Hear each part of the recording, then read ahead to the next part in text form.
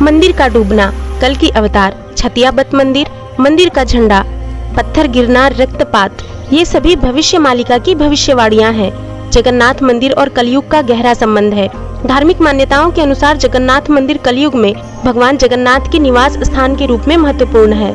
माना जाता है कि कलयुग के अंत में जब सब कुछ नष्ट हो जाएगा, तब भगवान जगन्नाथ कल की अवतार के रूप में प्रकट होंगे और अपने भाई बहनों के साथ छतियाबत मंदिर में विराजमान होंगे। महात्मा पंचसखाओं ने भविष्य मालिका की रचना भगवान निराकार जगन्नाथ जी के निर्देश से की थी। भविष्य मालिका में मुख्य रूप से कलयुग के अंत के विषय में सामाजिक, भौतिक और भौगोलिक परिवर्तनों के लक्षणों का वर्णन किया गया है। 5000 वर्ष कलयुग के बीतने के उपरांत पंचसखाओं ने भक्तों के मन से संशय को दूर करने के लिए बताया कि भगवान की इच्छानुसार श्री जगन्नाथ जी के नीलांचल क्षेत्र से विभिन्न संकेत प्रकट होंगे और भक्तों को उन संकेतों का अनुकरण करके कलयुग की आयु के अंत और भगवान कल्कि के अवतरण के विषय में ज्ञात हो जाएगा। महात्मा अच्युतानंद जी ने महाप्रभु श्री जगन्नाथ के प्रथम सेवक और सनातन धर्म के ठाकुर राजा दिव्य सिंह देव चतुर्थ के विषय में वर्णन किया है। महापुरुष ने इसका भी उल्लेख किया कि जगन्नाथ क्षेत्र में महाराजा इंद्रद्युम्न की परंपरा के अनुसार अलग अलग समय में अलग अलग राजा जगन्नाथ क्षेत्र के प्रभारी थे। जब चौथे राजा दिव्य सिंह देव उपरोक्त वर्णित राजाओं के प्रतिनिधि के रूप में कार्यभार संभालेंगे तो कलयुग के 5000 वर्ष बीत चुके होंगे। इससे महापुरुष अच्युतानंद ने दो बातें सिद्ध की। एक और तो चौथे दिव्य सिंह देव राजा के रूप में पदभार संभालेंगे, दूसरी बात यह है कि 5000 वर्ष कलयुग का बीत चुका होगा और आज कलयुग का 5125वां वर्ष चल रहा है। अच्युतानंद ने भविष्य मालिका में इसकी सत्यता प्रकट की और वर्णन किया कि जब श्री क्षेत्र के राजा चौथे दिव्य सिंह देव महाराज सत्ता में होंगे, जो वर्तमान में है, वही कलयुग के अंत का प्रमाण होगा।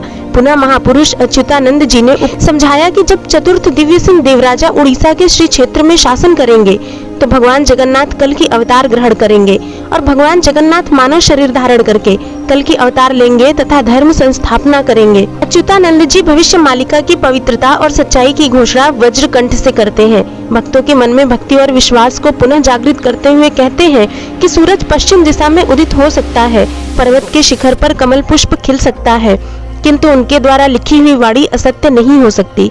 भविष्य मालिका में लिखा गया है कि इस जगन्नाथ क्षेत्र के पहले राजा श्री पुरुषोत्तम देव होंगे। सबसे पहले राजा श्री पुरुषोत्तम देव सहित 19 राजा मंदिर के शासन के लिए उत्तरदायी होंगे। वर्तमान समय में मालिका की बात सत्य हो रही है और 19वें राजा के रूप में दिव्य सिंह देव चतुर्थ इस दायित्व का निर्वहन कर रहे हैं। वे 19वें राजा होंगे और दिव्य सिंह देव चतुर्थ होंगे। उनका कोई पुत्र नहीं होगा। मालिका की वाणी को सत्य मानकर आज महाप्रभु के भक्त इसको प्रमाणिक मान रहे हैं। 600 वर्ष पूर्व जो उन महापुरुषों ने लिखा, वह सब कुछ आज निरंतर घटता जा रहा है। अतः ये सिद्ध होता है कि कलयुग समाप्त हो गया है और धर्म संस्थापना का समय एवं गुप्त कार्य चल रहा है। जब श्री जगन्नाथ धाम के मुख्य मंदिर में पत्थर गिरेगा, तब समझना कि कलयुग का अंत हो गया है। महापुरुष का यह वचन अब सत्य सिद्ध हो गया है।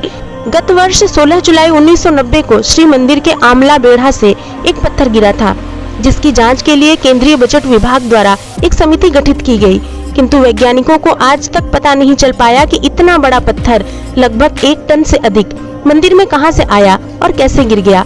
ये वैज्ञानिकों के लिए एक आश्चर्यजनक घटना के साथ शोध का विषय बना हुआ है।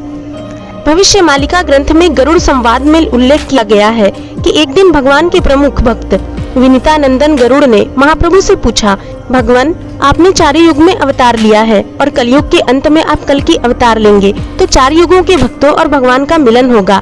जब आप नीलांचल छोड़ेंगे, दारू ब्रह्म से साकार ब्रह्म बनेंगे, तो भक्तों को नश्वर वैकुंठ से क्या लक्षण दिखाई देंगे, जिससे भक्तों को विश्वास हो कि आपके कल की अवतरण का समय आ गया है और भक्त मालिका का अनुसरण करें और आपका आशीर्वाद प्राप्त करें। जब मैं नीलांचल छोड़ूंगा, तब मेरे ज्येष्ठ भाई बलराम नीलांचल क्षेत्र का दायित्व ग्रहण करेंगे और नीलांचल क्षेत्र के क्षेत्राधीश्वर बनेंगे। शक्ति स्वरूपिणी माँ विमला और लोकनाथ महाप्रभु उस समय उस क्षेत्र में होंगे, लेकिन मैं मानव रूप में जन्म लूंगा। अच्युतादास जी ने कहा है कि जगन्नाथ मंदिर से जब चूने का कुछ लेप निकल जाएगा और मंदिर के शिखर पर लगा नील चक्र थोड़ा टेढ़ा हो जाएगा, तब भारत की आर्थिक स्थिति अच्छी नहीं रहेगी। यह बात सत्य सिद्ध होती है, क्योंकि जब जगन्नाथ मंदिर से चूने का लेप झड़ गया था, उस समय के प्रधानमंत्री डॉक्टर चंद्रशेखर थे और 3000 टन सोना गिरवी रख के भारत में पैसे की कमी को पूरा किया। और उसके बाद भारत के प्रधानमंत्री नरसिम्हा राव ने भारत की आर्थिक नीति में बदलाव करके आर्थिक उदारीकरण की नीति को अपनाकर स्थिति में सुधार किया। जब आमला बेढ़ा से पत्थर गिरेगा तब सूर्यपुत्र अरुण के ऊपर बाज, पक्षी अथवा गिद्ध बैठ जाएगा।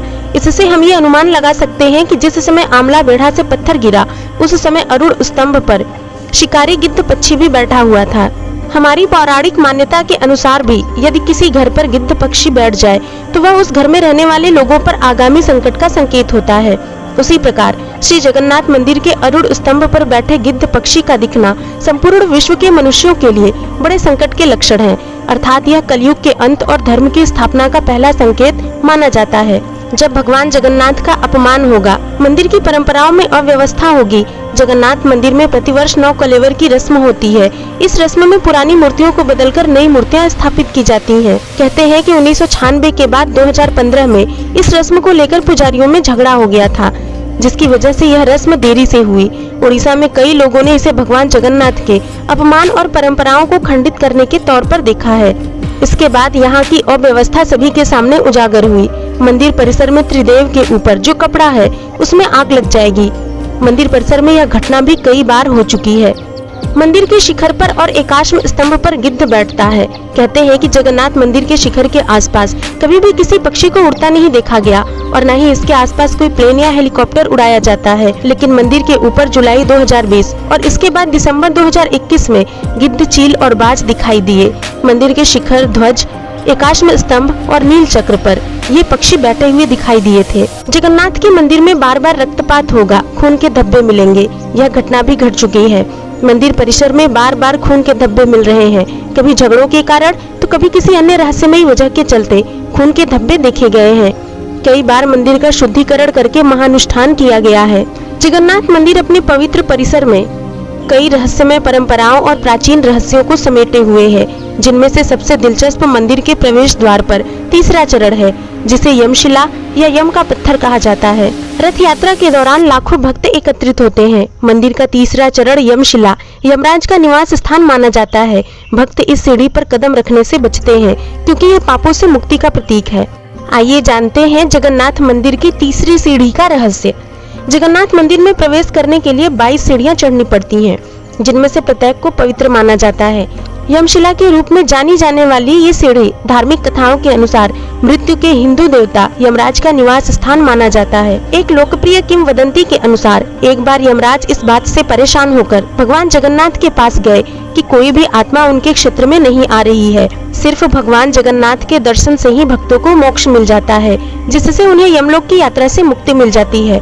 यह सुनकर भगवान जगन्नाथ ने यमराज को मंदिर के प्रवेश द्वार की तीसरी सीढ़ी पर निवास करने का निर्देश देते हुए घोषणा की कि जो मुझे देखकर इस सीढ़ी पर कदम रखेगा वह पापों से मुक्त हो जाएगा, लेकिन आपके निवास पर जाएगा। तब से इस सीढ़ी को यमशिला के नाम से जाना जाता है और भक्त जानबूझकर इस पर कदम रखने से बचते हैं।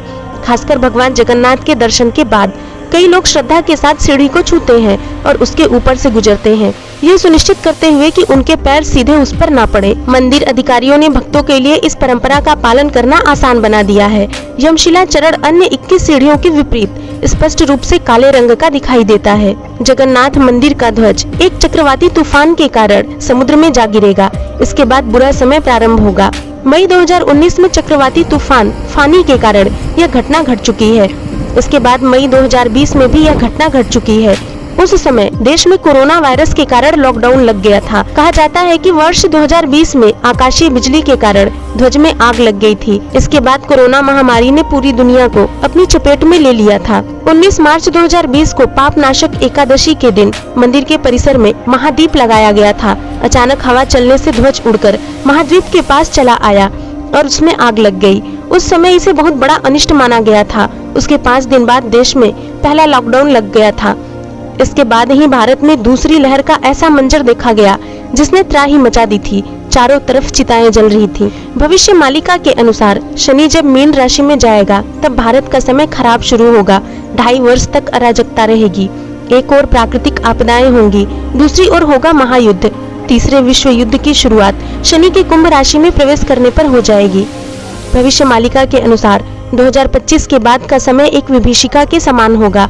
वही लोग बचेंगे जो सत्य और धर्म के मार्ग पर चलेंगे। जब गगन गादी संभालेंगे तब जगन्नाथ का मंदिर समुद्र के जल में डूब जाएगा। मंदिर क्या, संपूर्ण ओडिशा में जल प्रलय होगी। रशिया से सैकड़ों लोग जगन्नाथ जी के दर्शन करने आएंगे और ढेर सारा सोना अर्पित करेंगे। अमेरिका का एक बड़ा हिस्सा जलमग्न हो जाएगा। चीन के कई टुकड़े हो जाएंगे। पाकिस्तान का नामो निशान ही मिट जाएगा। पाकिस्तान के साथ मिलकर लड़ने वाली शक्ति कमजोर और दयनीय हो जाएगी। रूस एक हिंदू देश बन जाएगा। यूरोप युद्ध लड़ने लायक नहीं रहेगा। वहाँ की जनसंख्या 9 के बराबर होगी। कलयुग के अंत के बाद सतयुग का आरंभ होगा। सतयुग में मनुष्य की लंबाई 21 हाथ होती थी, आज 3 हाथ है। मनुष्य की आयु 1 लाख वर्ष होती थी, आज 60 से 100 वर्ष है।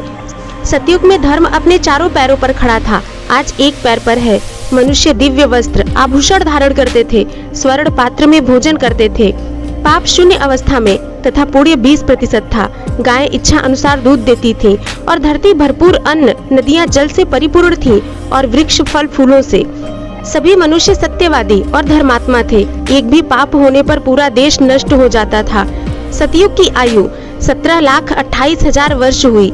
इस युग में 4 अवतार हुए, मत्स्य, कच्छप, वराह और नरसिंह।